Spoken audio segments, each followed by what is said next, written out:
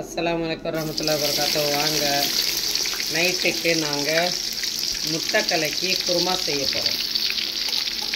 பாருங்கள் எப்படி செய்கிறோன்னு சொல்லிட்டு எண்ணெய் ஊற்றியாச்சு. ஒரே ஒரு ஆனியன் கட் பண்ணி போட்டிருக்கோம். இது கொஞ்சம் கண்ணாடி பதம் வதங்கணும். கண்ணாடி பதம் வதங்கட்டும். இஞ்சி பூண்டு பேஸ்ட்டு போட்டிருக்கேன் பாருங்கள். ஒரு 1.5 ஸ்பூன் அளவு போட்டிருக்கேன். இது கொஞ்சம் வதங்கணும். இது கொஞ்சம் வதங்கட்டும். 1 பட்டை லவங்கம் ஒரு 4 போட்டுக்கலாம். இதில் அப்படியே மிளகாத்தூள் போட்டுக்கலாம்.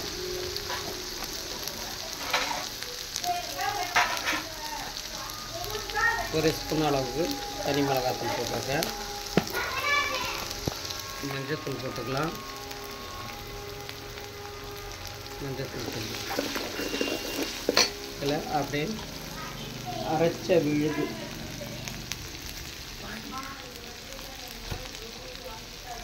இது வந்து கசகசா, முந்திரி, தக்காளி, கொத்தமல்லி, வெங்காயம் போட்டு அரைச்சிருக்கோம். இதை வந்து அப்படியே சேர்த்துக்கலாம். இது கொஞ்சம் நல்லா பச்சை வாடை போகிற அளவுக்கு வதங்கணும். கொஞ்சம் நல்லா பச்சை வாடை போகும். இந்த தாளிப்பில் எண்ணெயிலேயே இந்த மாதிரி இந்த மிளகாத்தூள் சேர்த்து மிளகாத்தூள் மஞ்சத்தூள் சேர்த்தா நல்லா கலராக இருக்கும்.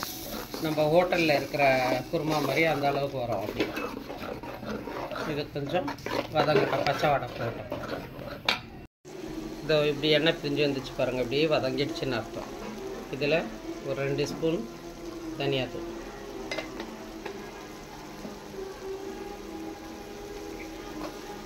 கொஞ்சமாக கரம் மசாலா, கொஞ்சமாக நிறைய போடக்கூடாது, இவ்வளோதான்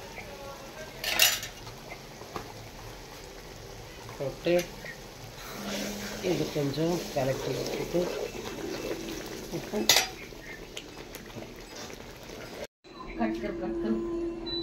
தேவையான அளவுக்கு போட்டுக்கலாம். பார்த்துக்கிட்டு நம்ம அப்புறமா பார்த்து போட்டுக்கலாம். கொஞ்சம் தண்ணி ஜார் கழுவி கொஞ்சம் தண்ணி விட்டுக்கலாம்.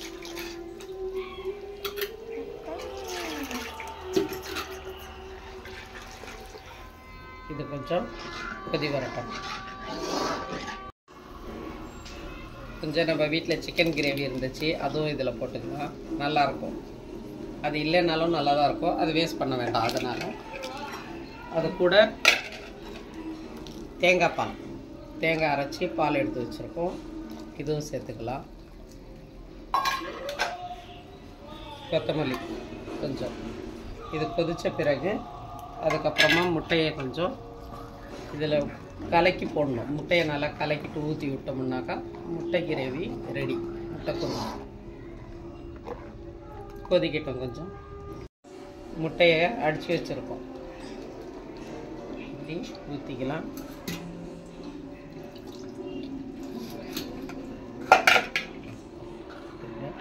உடனே கலக்கி விட்டுடணும். அவ்வளோதான். இப்படி ஏதோ கலந்து வந்துருச்சு பாருங்கள். இப்படி வரணும். இப்படி இருக்கணும். தெரியா முட்டை தெரியுதா? இது நம்ம ஆப்பத்துக்கும் சாப்பிட்லாம், இடியாப்பத்துக்கு சாப்பிட்லாம், பரோட்டாக்கு சாப்பிட்லாம், சப்பாத்தி செஞ்சுட்டு சாப்பிட்லாம். சூப்பராக இருக்கும். நீங்களும் ஈஸியாக செய்யலாம். சும்மா 2 வெங்காயம் 2 தக்காளி இருந்தால் போதும், கொஞ்சம் தேங்காய் பால் இருந்தால் போதும், செஞ்சிடலாம். நீங்களும் இதேமாரி செஞ்சு சாப்பிடுங்க. கொஞ்சம் கொதிக்கிட்டோம், பார்க்கலாம். அங்கே எப்படி ரெடி ஆகிடுச்சு பாருங்கள்.